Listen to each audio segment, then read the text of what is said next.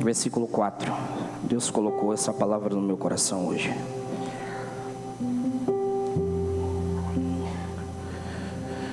O texto diz assim: e sucedeu que, ouvindo eu, diga comigo, ouvindo eu essas palavras, assentei-me, diga comigo, assentei-me, e chorei e lamentei por alguns dias, e estive jejuando, diga comigo, jejuando e orando perante a face do Deus dos céus. Curva a tua cabeça, coloca a mão no seu coração, peça a Deus para ministrar no teu coração uma palavra poderosa, que edifique e vitamine a tua alma. Pai, nós estamos diante de Ti mais uma vez, Pai, para Te agradecer por tudo que o Senhor é, por tudo que o Senhor faz. O Senhor não precisa provar nada para ninguém, Pai, porque Tu és um Deus poderoso. Os Teus feitos, Pai, como o salmista diz, Deus, que ao olharmos para o céu, a contemplarmos a Tua grandeza, Pai, nós nos alegramos com os Teus feitos, Senhor. Em nome de Jesus, meu Deus, eu Te peço, Senhor, acha graça em mim, nos meus irmãos que aqui estão, Pai, e continua se revelando e falando poderosamente no nosso meio. Deus, que haja cura, que haja libertação, que haja renovo, restauração, que as vidas que aqui entraram, Deus, e os corações que aqui estão sejam impactados pelo poder da Tua palavra. Que não seja, Deus, apenas por nós, Senhor, mas que seja para cumprir o Teu propósito em nossas vidas. E eu Te peço, Deus, em nome de Jesus, acha graça em cada um daqueles que estão aqui, acha graça em mim, Pai, e faz cumprir o Teu propósito nessa noite em nossas vidas, em nome de Jesus. Amém. Diga comigo, um coração que queima por uma causa que arde. Fala mais forte, um coração que queima por uma causa que arde. Rapaz, eu estava com saudade dessa voz sua. Aplauda Jesus pela vida de Moreno, que estava em Brasília, chegou hoje e já está aqui cultuando ao Senhor conosco.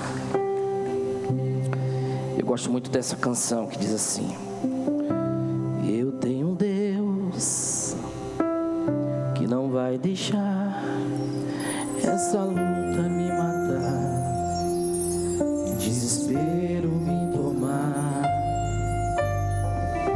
Por mais pressão que seja a situação, o controle ainda está na palma de suas mãos. Cante mais uma vez. Eu tenho um Deus que não vai deixar essa luta me matar, o desespero me tomar.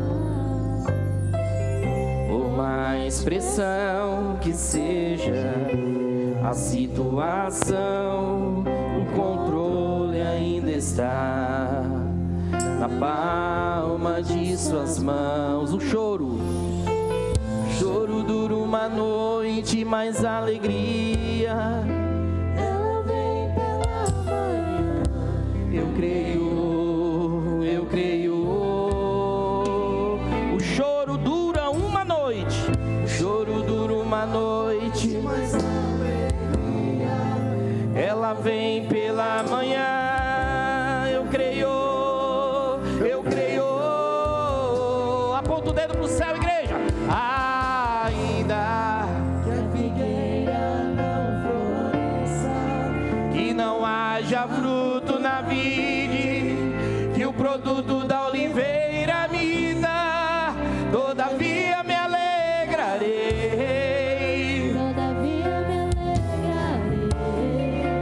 todavia me alegrarei, oh, ainda que a figueira não floresça, que não haja fruto na vide, que o produto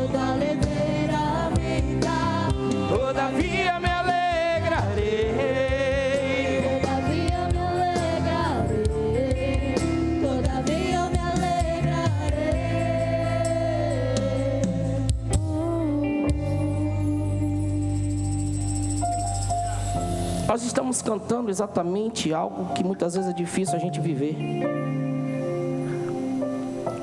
Se alegrar em meio às dificuldades da vida que nos assola. Por mais que a gente entenda que o choro dura uma noite e que a alegria vem pela manhã, parece que essa noite nunca vai passar. Estamos contando segundos, minutos e horas. E quantas vezes no rolar da cama, do travesseiro que vai para um lado, para o outro, nós olhamos para um céu que nós não conseguimos encontrar ali. Porque é um teto que nos impede de ver verdadeiramente a grandeza de Deus naquilo que é o brilho das estrelas.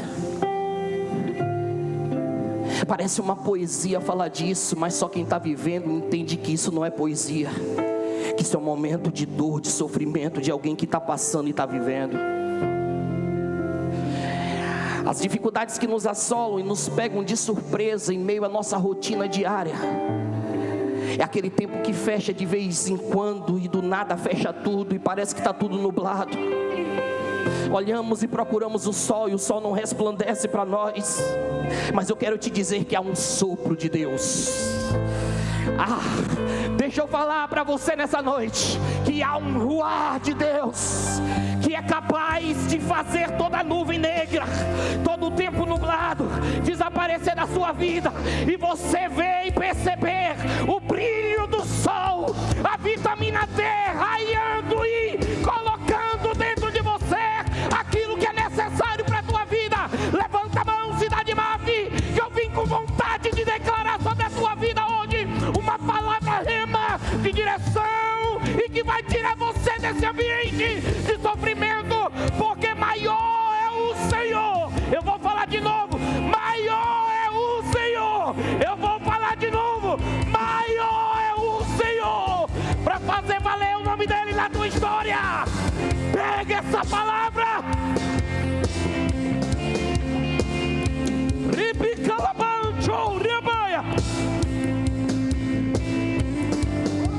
Eu vou dar 30 segundos para você dar glória. 30, 29, 28, 27, 26, 25, 24, 23. Pega a glória. Pega a glória. Pega a glória. Se alegra no Senhor. É tempo de cantar. O tempo de cantar chegou na tua vida.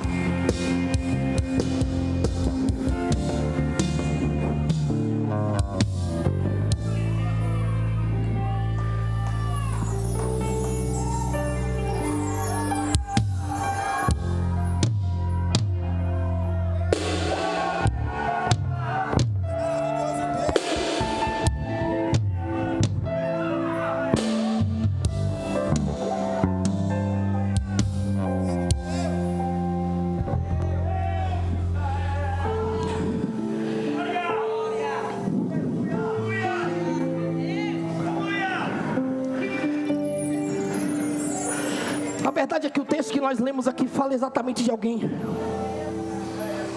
que estava vivendo uma rotina tranquila. Está tudo bem dentro do palácio. O problema é que há notícias, irmãos, que chegam para desestruturar a nossa vida. Mas não somente isso.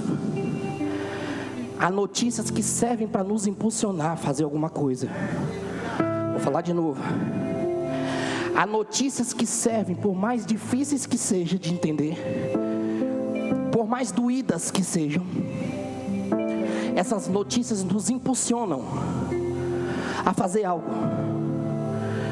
Porque a grande temática da coisa aqui é que muitas vezes nós pensamos que estamos fazendo algo para alguém, mas esse algo que nós estamos fazendo para alguém, Tiago, está se voltando como bênção para nós mesmos.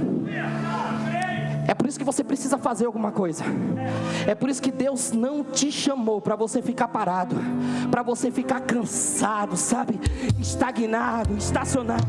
Não, mas Deus chamou você para você se movimentar por alguma coisa, ou por uma causa, ou por alguém. Está na hora de você se levantar por alguém, por alguma coisa, ou por alguma causa. Está na hora de você se levantar como Neemias se levantou. Mas o palácio está tão bom, mas Deus não te quer no palácio. Está tão cômodo aqui não, mas Deus quer te ver levantando o muro e erguendo o muro. Levanta para edificar na vida de alguém. Eu até tento segurar, velho, mas não dá não. O problema de ser pentecostal é isso. Eu tento palestrar, não consigo. O texto revela exatamente 3 coisas. Diga comigo 3 coisas que fazem alguém se mover. Então são 3 coisas que fazem alguém se mover. Mas dentro dessas 3 coisas que fazem alguém se mover, existem situações. Porque se são 3 coisas e alguém se move, eu me movo por alguém ou por alguma coisa. Pega isso aqui, que ninguém que se move aleatoriamente, sem causa, sem justificativa. 3 coisas que fazem com que eu me mova.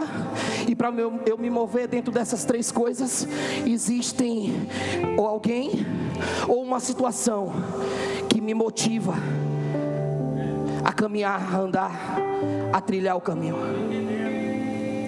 Então diga comigo, por alguma coisa ou por alguém. E dentro de tudo isso, se eu me movo por alguma coisa e por alguém, a primeira coisa que eu tenho foi uma coisa que a gente falou muito ontem aqui. Eu estou falando muito de coisa. Ontem nós tivemos uma conferência aqui chamada Pastoreio, e o que mais foi falado nessa conferência foi sobre uma palavrinha pequena chamada empatia. Diga comigo, empatia. E o que é empatia? Empatia é exatamente a capacidade que eu tenho de me sentir, de me colocar no lugar de outra pessoa. Empatia fala um pouco daquilo que Jesus falou: se alegrar com os que se alegram e chorar com os que choram. O problema é que tem empatia para chorar, todo mundo tem. Agora para se alegrar não, é mais difícil. Conquista alguma coisa e espera. Quantos amigos continuarão sendo seus amigos? Vai nada, rapaz, vai embora. Sabe por quê? Porque o ser humano ele é dotado de uma capacidade de inveja e de ciúme muito grande. Mas deixa eu te falar, Deus vai te cercar das melhores pessoas que vão te aplaudir quando você estiver no sucesso, que vão te abraçar quando você estiver crescendo, que vão até te dar mais uma forcinha para você ir um pouco mais além.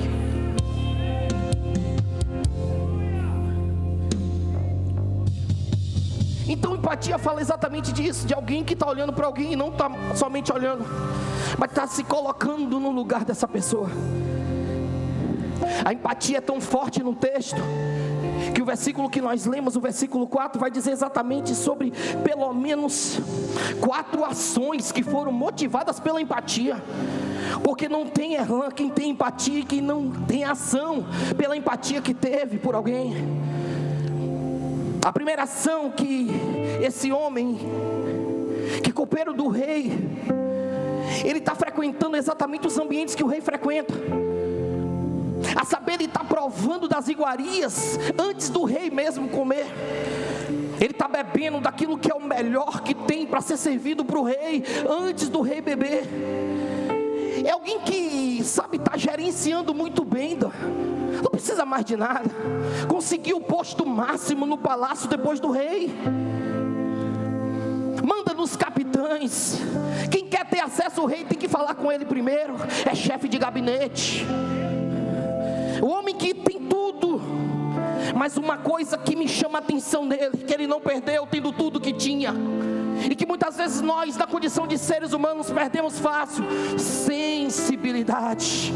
Sensibilidade. Tem dinheiro, mas tem sensibilidade. Tem fama, mas tem sensibilidade. Tem carro novo, mas tem sensibilidade. Está morando numa mansão, mas tem sensibilidade. Virou o maior empresário da cidade, mas tem sensibilidade. Enquanto tem outros que estão perdendo isso, a essência, Deus vai revelar a essência de pessoas que estão aqui hoje e vai fazer brotar em você essa sensibilidade.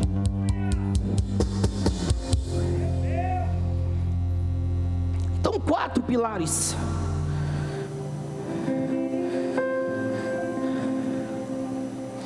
O primeiro é: assentei-me. E essa palavra assentar aqui fala de alguém que resolveu parar, porque ouviu falar de alguém. Fala de atenção. A gente não vive uma vida muito corrida. Eu confesso que algumas vezes meu filho falou comigo e eu não dei a devida atenção a ele, porque eu estava correndo. Peraí, Cauã, não é assim que a gente faz muitas vezes. Assentei-me, eu dei atenção, chorei, porque eu me envolvi com a notícia, lamentei. E o texto diz que ele lamentou por alguns dias, não foi por um momento apenas, porque tem gente que só lamenta no momento da notícia. Mas aquilo mexeu com ele, a ponto de fazer ele pensar. E não somente isso, ele foi atrás de quem poderia resolver o problema, mas o problema não é dele. Mas quem tem compromisso com Deus se envolve com o problema do outro, Cíntia. Vou falar de novo: quem tem compromisso com Deus se envolve com o problema do outro. Olha para alguém do seu lado com muito carinho e diz assim: você não tem cara de seco não, você é sensível.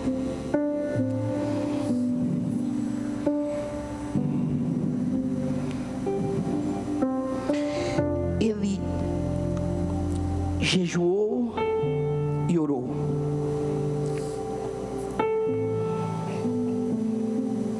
É interessante dizer, irmãos, que essa oração, ele quando ora, ele ora a Deus, não por ele, mas ele está orando a Deus pelos filhos de Israel.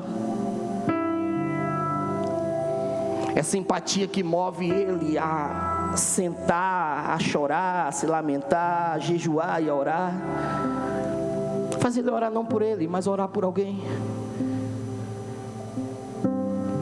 O interessante do texto é que a sua memória é viva. Diga comigo: memória viva. Porque memória viva fala de gratidão. Gratidão fala de alguém que não esqueceu de alguém ou daquilo que alguém fez pela sua vida. Empatia resgata em nós isso, irmão, gratidão. Você talvez não seja tão grato porque você não tem empatia, porque uma das características da empatia é me fazer lembrar, trazer a memória de que alguém estendeu a mão um dia para mim, a memória de que alguém um dia me abraçou quando eu precisei de um abraço, a memória de que alguém bateu na minha porta e me socorreu no momento de dor, no momento de tristeza, a memória de que eu recebi um zap e alguém dizendo só assim: ó pastor, eu te amo, viu, eu tô com saudade do Senhor. Essa memória que me faz resgatar, sabe, esse sentimento de ser grato. E quem é grato não esquece de alguém que fez alguma coisa pela sua vida.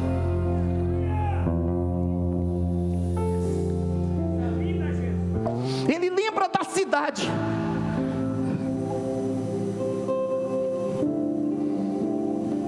Mesmo destruída, Gilvão, mesmo acabada, mesmo desmoronada,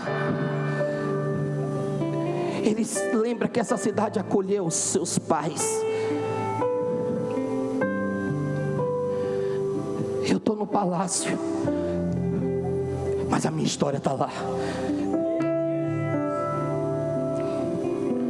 Muitas vezes os palácios que nós acessamos nos faz esquecer rápido da nossa história.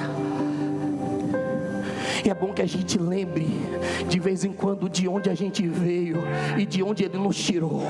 Eu vou falar de novo, que a gente lembre de onde nós viemos e de onde Ele nos tirou. Eu estava lá, Ulisses, sabe, ninguém queria saber de mim não, ninguém era meu amigo, mas não, sozinho, sabe, vivendo um ambiente de solidão, mas era o ambiente que Deus estava transformando e forjando o meu caráter e a minha vida.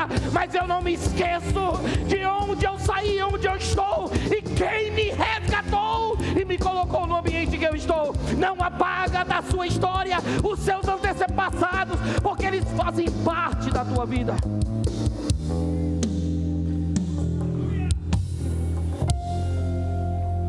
Diga comigo, memória.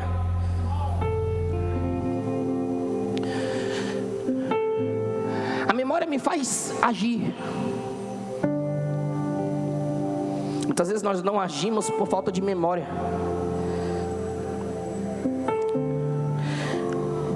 Coloca o texto, por favor, aí, Samuel, Neemias, capítulo 2, versículo 10. Eu vou falar sobre um problema, que muitas vezes o bem que eu faço nem sempre é bem para quem é mal. Pegou aí a frase? Nem sempre o bem que eu faço é bem para quem é mal. Esse homem aqui está com um propósito, uma missão.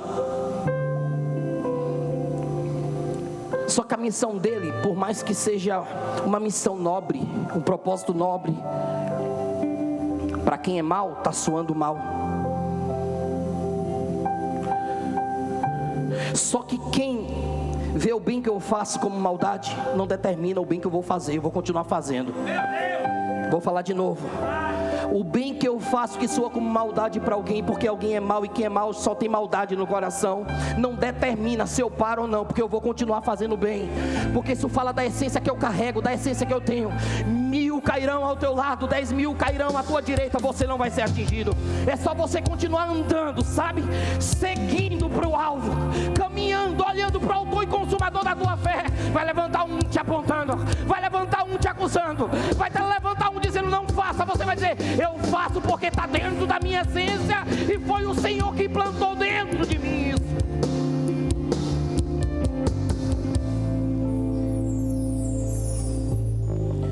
O que eu vim do Sambalate, o Eronias, o Eronita, e Tobias, o servo amonita, lhes desagradou com grandes desagrado que alguém viesse a procurar o bem dos filhos de Israel. Tem gente que se incomoda com o bem que você vai fazer para alguém.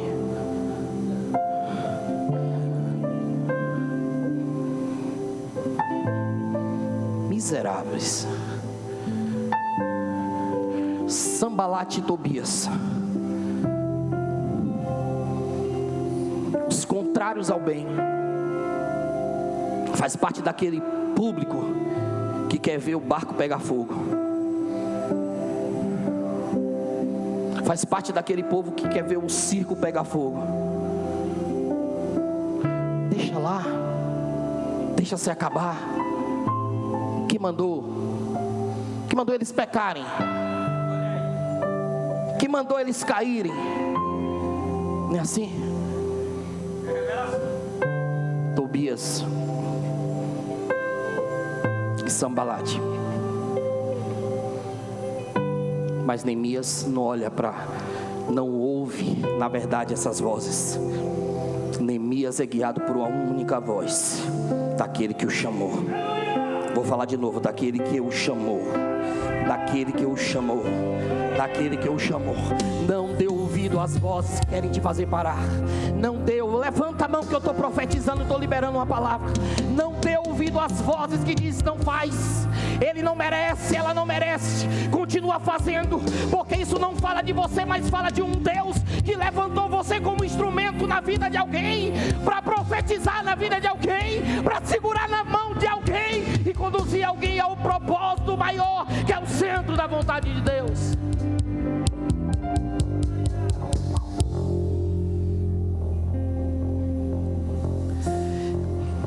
Um escritor chamado...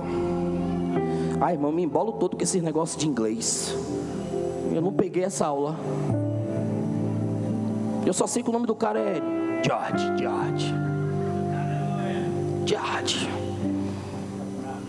Bernard.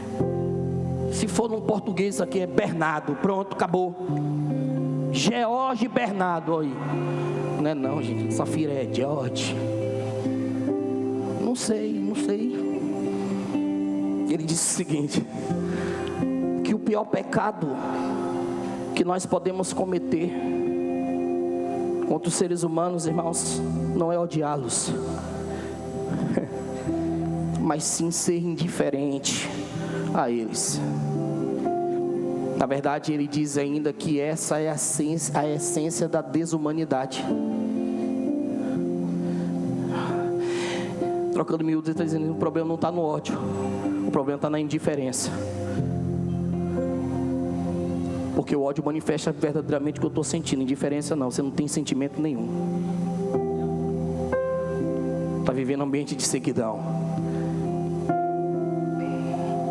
Mas Neemias era o tipo da pessoa que se importava, irmão. Pelo menos 3 tempos despertam esse cuidado e esse se importar dele. O primeiro tempo é o tempo do passado. Diga comigo, passado. Ele se importa com aquele povo porque ele lembra do passado.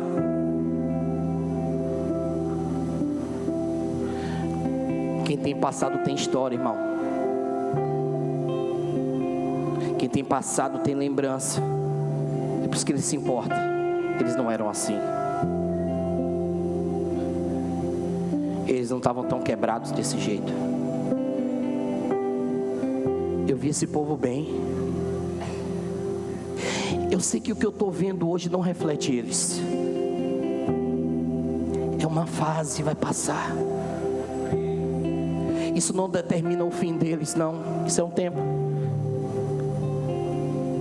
Uma das características que faz ele se importar é justamente ele olhar para o passado. E no passado, quando ele olha, então ele percebe: eu conheço esse cara. Ele pode até não estar bem agora, está meio... mas eu sei que ele não é assim. É por isso que uma das estratégias de Satanás hoje é levar a gente muito mais para o ambiente virtual do que para o ambiente natural. Porque quando a gente transiciona somente no ambiente virtual, a gente perde a essência do olho no olho, do corpo a corpo, do abraço, da declaração de amor, sabe, olhando nos olhos. Melhor do que aquela pelo zap, que a gente não sabe se verdadeiramente a pessoa está falando de fato aquilo. O que o inimigo tem feito nesse tempo é justamente tentado trazer para nós esse ambiente de muros, onde eu não te encontro, você não me encontra mais, onde a gente se cumprimenta muito rápido. Até mesmo nas mesas dos grandes jantares, dos almoços, as pessoas estão se movendo de forma virtual. Estamos perdendo esse contato. E quando eu perco o contato, eu perco memória. E memória me faz refletir sobre a história. E história me faz trazer a lembrança da verdade absoluta de quem você é, de quem você foi, de quem você será. Eu acredito em você porque eu te conheço, não de forma virtual, mas é porque eu te vi.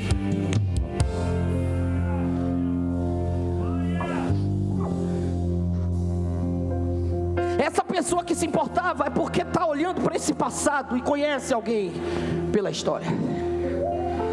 Essa pessoa que está se importando é alguém que está olhando para o presente desse povo e está entendendo as necessidades desse presente que esse povo está vivendo. Essa pessoa que se importa é alguém que não está apenas olhando para o passado e para o presente, mas que está olhando para o futuro.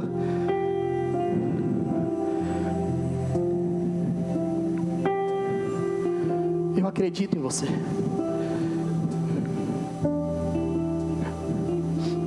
Eu queria que com muito carinho e com voz de profeta você olhasse para alguém e dissesse assim: independente do que você esteja vivendo agora, fala: eu estou lhe vendo no futuro, próspero, cheio de vida. Diga: Eu estou lhe vendo. Fala para ele, fala para ela, qual autoridade? Eu estou lhe vendo. Me convida para a festa que você vai dar, diga. Me convida para o banquete que você vai dar em comemoração. Eu estou lhe vendo lá e eu acredito em você e na tua história.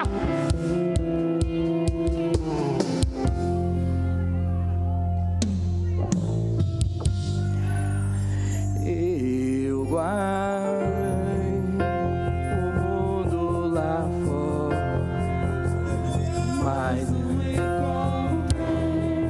o que tenho agora, eu tenho você.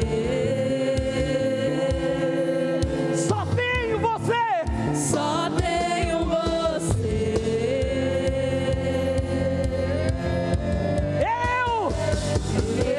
Eu marquei O mundo lá fora, mas eu encontrei. o que tenho agora, eu tenho você.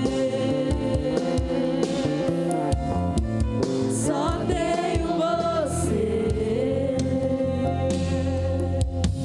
Só faltava eu perceber. Quem tem Deus tem tudo. Quem tem Deus tem tudo. Quem tem Deus tem tudo. É porque Neemias, irmãos, não se movia apenas por um tempo. Ele se movia pelo passado, presente e futuro. E sobre passado, presente e futuro, um fala do outro. Um leva ao outro. E isso fazia ele se locomover. Porque quem vive somente do passado fica lá. Quem vive somente do presente fica apenas aqui. Quem vive do futuro não vive. Quem vive de uma forma ansiosa. Mas passado, presente e futuro precisam se encontrar na tua vida, na sua história. Para cada tempo, um tempo de Deus necessário na sua vida, de aprendizado, de construção, de reconstrução.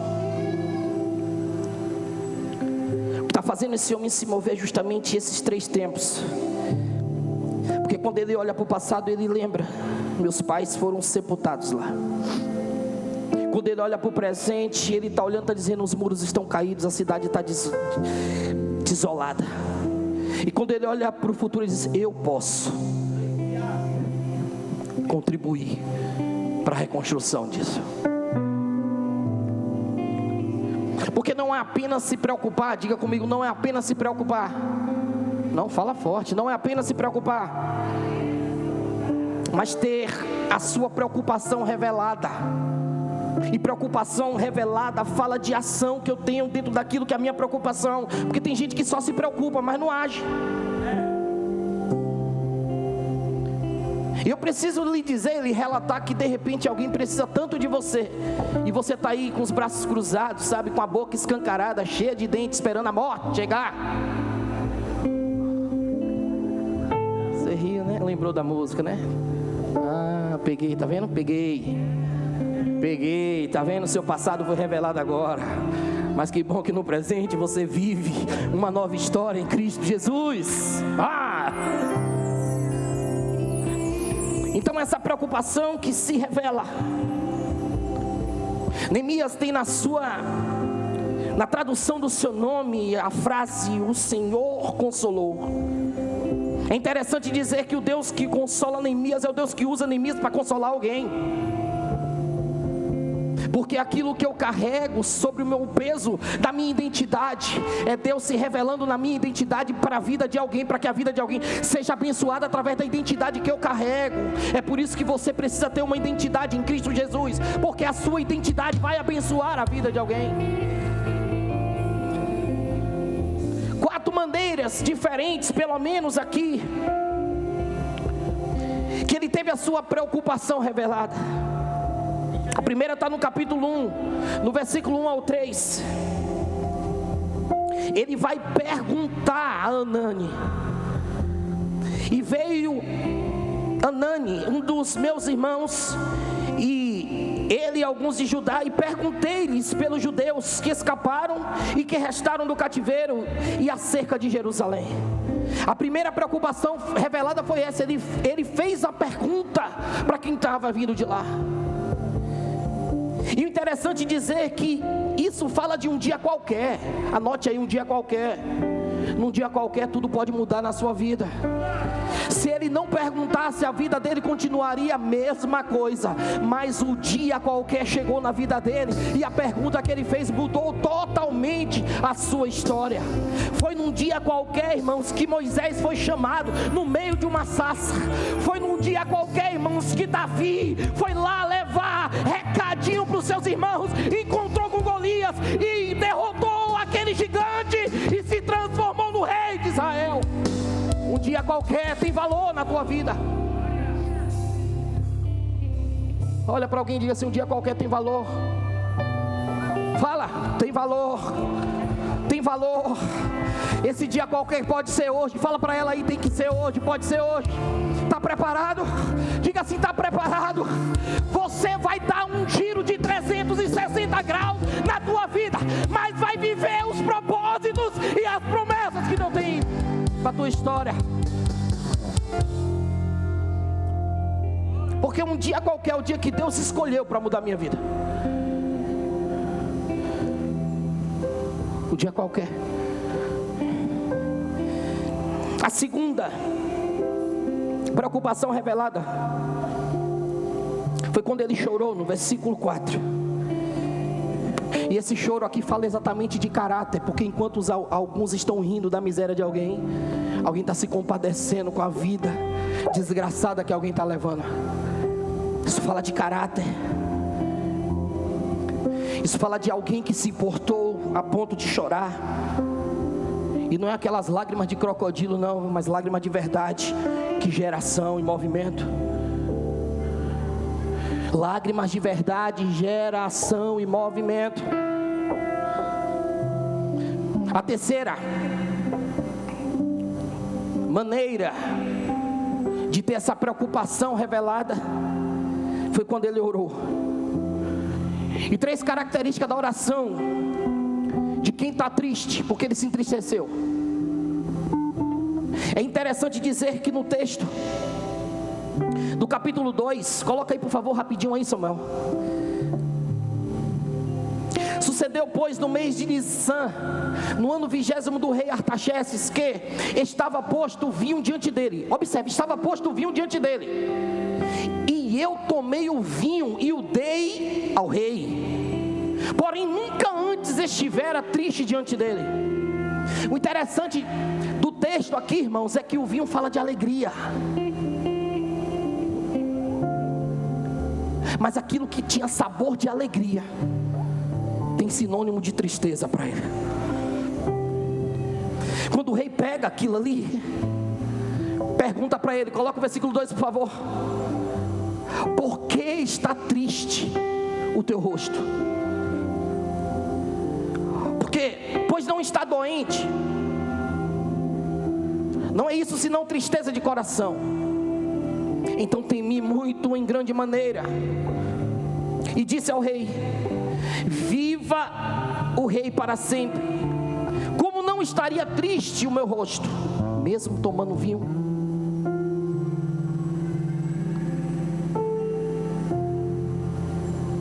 Estando a cidade, o lugar do sepulcro de meus pais, assolada, e tendo sido consumidas as suas portas a fogo.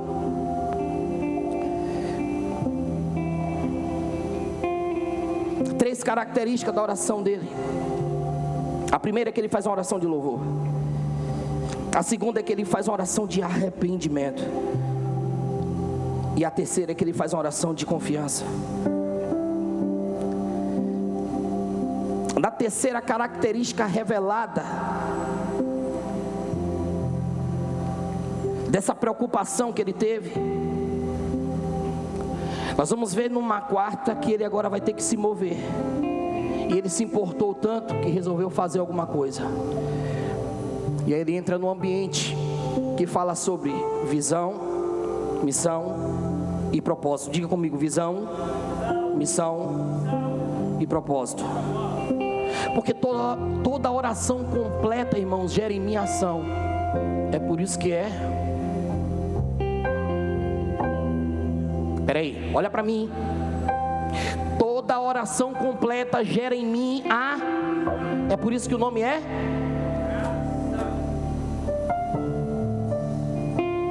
porque aquilo que não é oração completa é reza.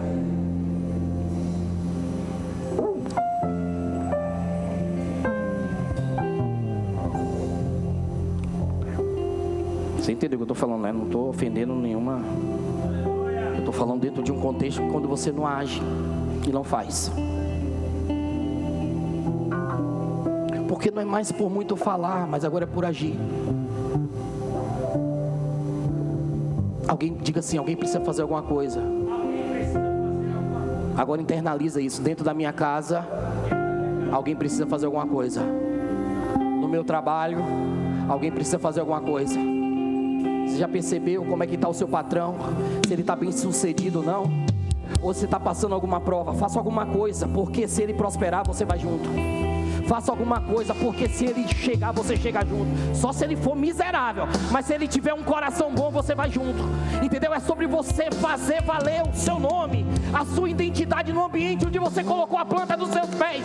Porque você não é mais uma pessoa comum, mas é uma pessoa que carrega a essência de Deus na tua vida. Onde você vai, tem que ter a diferença da presença do Espírito Santo de Deus que você carrega na sua vida. Martinho Lutero, irmãos, ele disse o seguinte: que a fé é uma confiança viva e ousada na graça de Deus. Porque quando eu oro, o monte precisa se locomover. Quando eu oro, o monte precisa se locomover. O que Neemias vai fazer, nem ele imaginava que um dia, Nildo, ele estaria com o nome na galeria dos heróis da fé. Talvez o que falta em nós é isso: fazer. Diga para alguém assim: faça alguma coisa. Saia desse palácio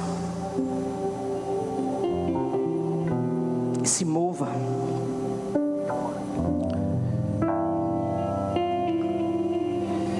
O texto fala exatamente de um coração que queima. A história todo mundo sabe que ele foi lá e reconstruiu os muros.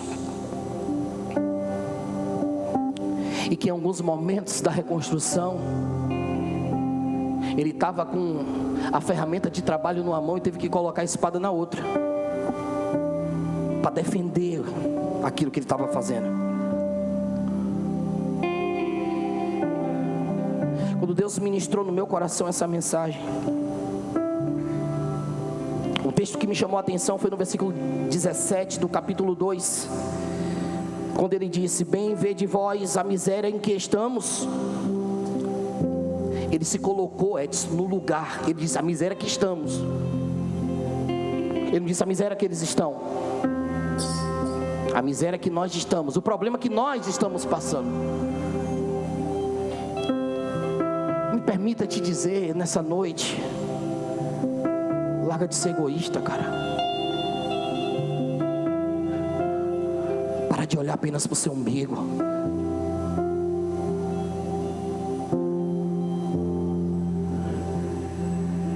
Perceba que o problema de alguém dentro da sua casa é seu também.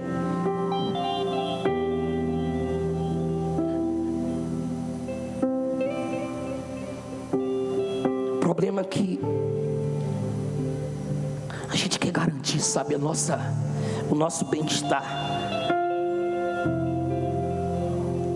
E parece que o nosso bem-estar nunca está atrelado, Railane, ao bem-estar de alguém. Para uma igreja, eu não estou fazendo palestra de comício político.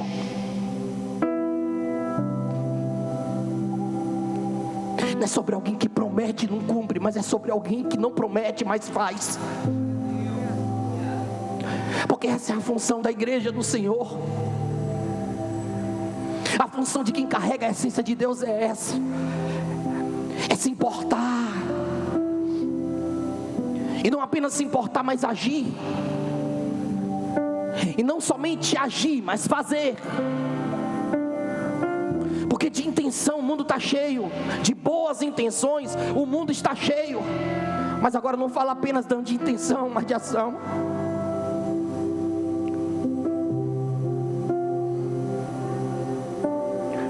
Os nossos palácios estão nos prendendo.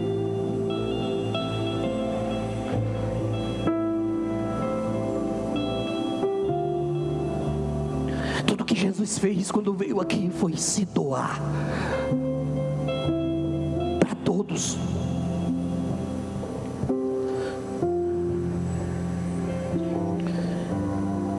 Talvez a salvação que você queira, que chegue na sua casa, depende muito mais de você do que de alguém que você quer que se salve. Porque isso fala de mim, do meu testemunho. O mundo cansou de ouvir voz de pregadores.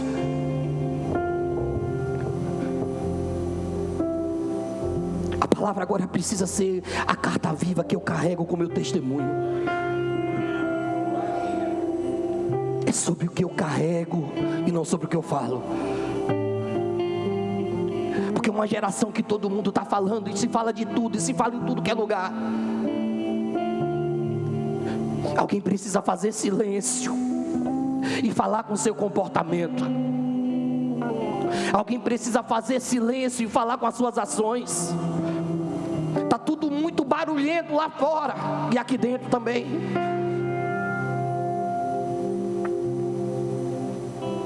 Chegou a hora de calar a multidão.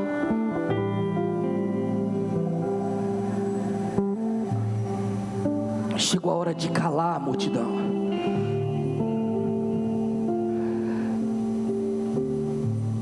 Entender que a cruz significa silêncio,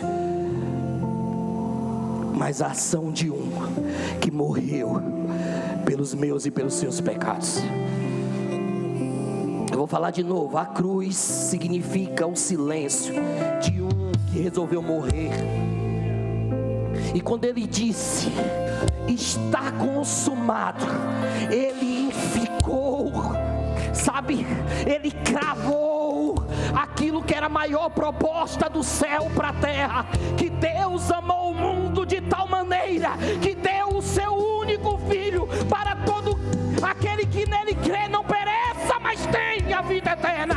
Eu quero declarar uma palavra sobre a tua vida hoje, que a morte de Jesus na cruz foi para te dar a vida em abundância.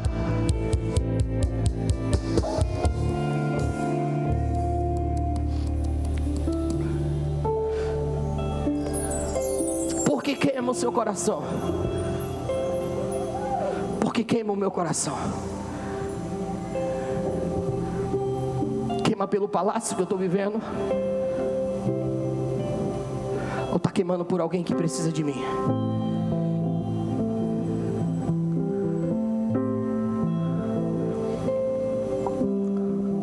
Precisaria de mais uma hora de mensagem aqui para contar todo o enredo da história, mas eu posso resumir para você entender que alguém determinado é capaz de reconstruir. Vou falar de novo: alguém determinado é capaz de reconstruir. Não se importa com os tambalates e os Tobias que vão se levantar.